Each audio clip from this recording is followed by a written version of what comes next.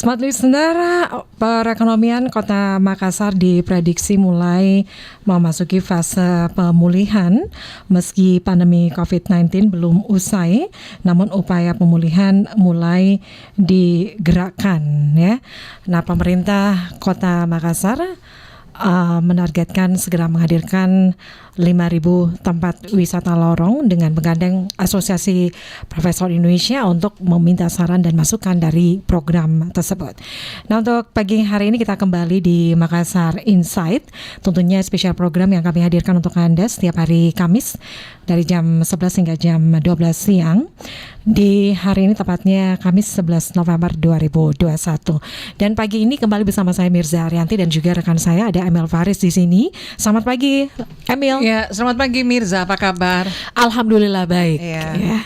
Ini berkaitan dengan Hari Ulang Tahun Kota Makassar yang baru saja kita peringati pada tanggal 9 November. Dan untuk itu dari Smart FM juga masih tetap mengkaitkan Hari Ulang Tahun Kota Makassar untuk kita angkat di Makassar Insight untuk siang hari ini. Dan itu terkait dengan dicanangkannya adanya lorong wisata di Kota Makassar. Nah, cetusan dari pariwisata pastinya ya, dari Dinas Pariwisata untuk menetapkan adanya lorong wisata di Kota Makassar. Nah, untuk itu Smart Listener kami mengajak Anda untuk lebih banyak mengetahui terkait dengan lorong wisata ini. Lorong wisata itu seperti apa sih? Kemudian kriteria untuk ditetapkannya lorong wisata itu seperti apa, dan berapa lorong wisata yang ditetapkan sebagai lorong wisata khusus di Kota Makassar. Nah, untuk itu Mirza, kita sudah bersama dengan PLT Kepala Dinas Pariwisata Kota Makassar, ada Pak Muhammad Rum.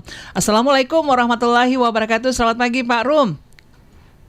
Waalaikumsalam warahmatullahi wabarakatuh. Selamat pagi.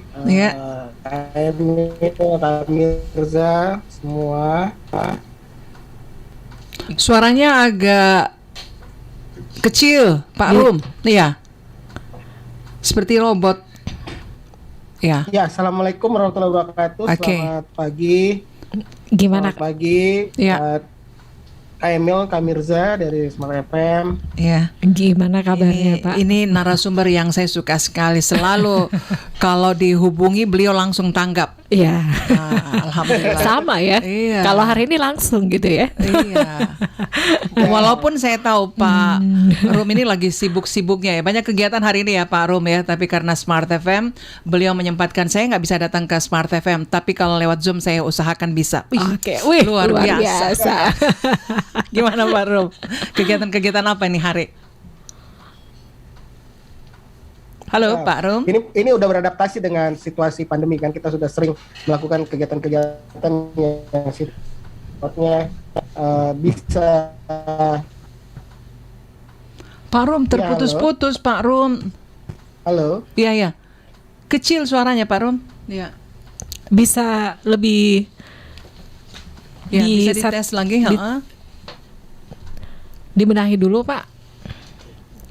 Coba lagi Pak Rum.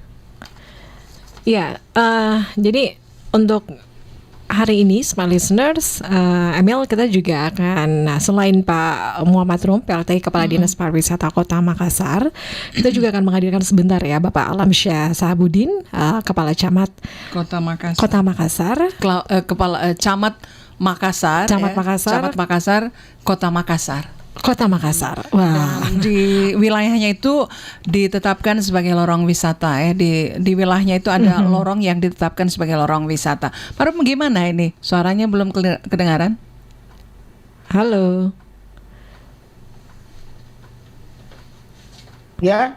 Iya. Kak Emil. Iya. Iya. Coba dulu ya. Ya. Oke. Baik Pak Rum, jadwal hari ini? Jadwalnya Pak ada Rum. beberapa agenda. Iya. Hari ini termasuk untuk beberapa kegiatan, termasuk untuk kick off beberapa program 2022, termasuk untuk target penyusunan PAD 2T.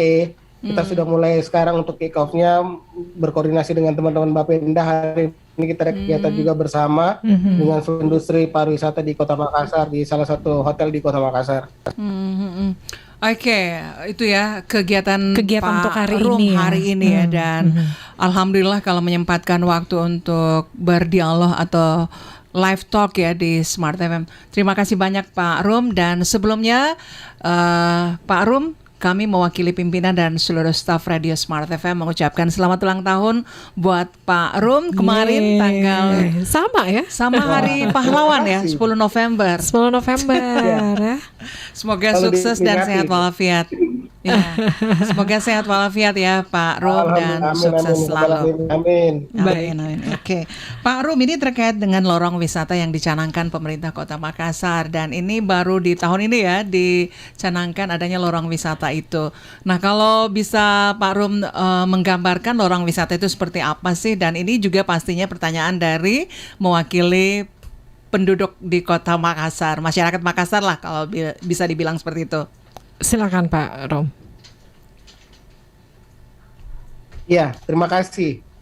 Program lorong wisata ini adalah penjabaran dari visi misi Bapak Wali Kota dan Ibu Wakil Wali Kota dalam 5 tahun terakhir. Lorong wisata merupakan upgrading dari lorong garden dan badan usaha lorong yang telah dijalankan 5 tahun sebelumnya. Sebenarnya lorong wisata adalah destinasi yang berbasis pemberdayaan masyarakat atau CBT, Community Based Tourism. Jadi melalui program pemberdayaan masyarakat nanti akan tercipta daya tarik wisata yang mempunyai daya saing dan memberikan nilai manfaat ekonomi bagi masyarakat setempat, seperti itu. Jadi memang yang diinginkan adalah destinasinya berada di dilakukan dengan sistem pemberdayaan untuk peningkatan kesejahteraan bagi masyarakat setempat. Terus kemudian potensi apa saja sih menjadi potensi menjadi lorong wisata di Makassar? Ada beberapa potensi, itu masyarakat dan lingkungan sosialnya sendiri. Kemudian sejarah dan budaya, baik itu pakaian, tari, musik, ritual, sampai dengan kuliner, sampai dengan yang man-made atau buatan seperti industri kreatif. Beberapa pengembangan juga bisa dilakukan di lorong seperti kemudian untuk event, ritual, alam, budaya maupun kreativitas. Sehingga memang basisnya adalah pemberdayaan masyarakat. Seperti yang diluncurkan kemarin pada saat HUT Kota Makassar di Kecamatan Makassar di Kelurahan Lariambangi, itu merupakan kolaborasi antara pemerintah Kota Makassar dengan PT Gojek Indonesia. Bagaimana kita membuat suatu dulu prototipe untuk dijadikan kick off untuk kegiatan lorong wisata di 2022 sampai dengan 2026, di mana setiap tahun pemerintah Kota Makassar menargetkan untuk membuat 1.000 lorong wisata.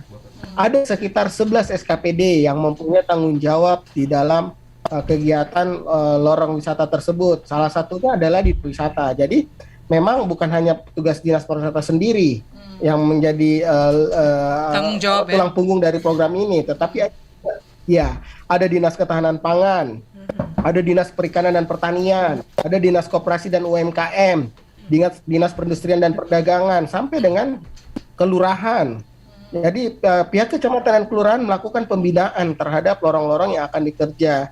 Jadi data-data yang kami kerjakan adalah data-data dari bawah, dari usulan Pak Lurah dan Pak Camat, sehingga cipta kolaborasi dan persamaan data terhadap apa yang akan dikerjakan di 5 tahun yang akan datang. Karena datanya memang merupakan usulan dari Pak Camat dan Pak Lurah. Pekerjaan umum atau dinas PU membenahi infrastruktur. Jadi memang kolaborasi dari 9 SKPD utama ditambah dengan kecamatan dan kelurahan sehingga menjadi 11 OPD yang bertanggung jawab. Jadi program ini intinya adalah pemberdayaan masyarakat berbasis lorong sehingga tercipta nanti kegiatan di lorong wisata seperti itu.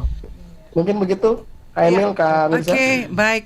Pak Rum, terkait dengan pencanangan ya yang sudah ditetapkan ini, kan tadi Pak Rum mengatakan bahwa ini adalah hasil kesepakatan dari para camat dan lurah yang akhirnya menetapkan lorong wisata itu sendiri. Nah, mungkin ada indikator-indikator atau apakah yang memberikan lorong ini menjadi lorong wisata, patut untuk dijadikan lorong wisata, Pak Rum? Ya, jadi di Dinas Pariwisata sendiri ada alur penyiapan yang telah kita tetapkan sebagai standar dalam penyiapan lorong sebagai destinasi pariwisata. Pertama adalah identifikasi pasar, bahwa kebutuhan, keinginan, dan keharapan dari wisatawan itu sendiri. Terus kemudian identifikasi potensi, apakah ada produk di dalamnya, apakah masyarakatnya sudah siap menerima, maupun sampai dengan di lingkungannya. Terus kemudian yang ketiga adalah apa bisa tidak dikembangkan dengan fasilitas, ditambahkan fasilitas dengan kapasitas sampai dengan teknologi informasinya. Sampai dengan yang terakhir adalah penguatan, baik itu secara kelembagaan, pelatihan, sampai dengan permodalan. Jadi